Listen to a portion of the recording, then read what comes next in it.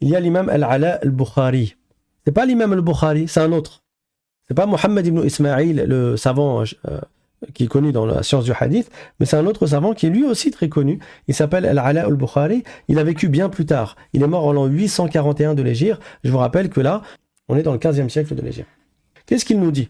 Il a dit, dans son livre Muljimatul Mujassima, فإذا يكون القول بأن الله متمكن على العرش متحيز فيه وأنه في جهة فوق قولا بأنه جسم. Écoutez bien, ça règle le compte de toute personne anthropomorphiste.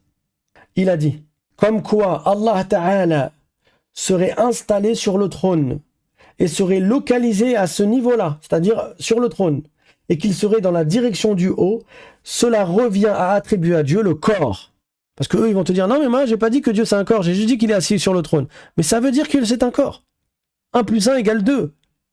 Le fait de dire que Dieu, il est assis sur le trône, ça revient à dire que c'est un corps. Il a dit, parce que celui qui est dans un endroit et celui qui est dans une direction est forcément un corps. Mathématiquement, c'est forcément un corps. Et après il a dit, et celui qui dit qu'Allah est un corps, c'est un mécréant selon l'unanimité des savants.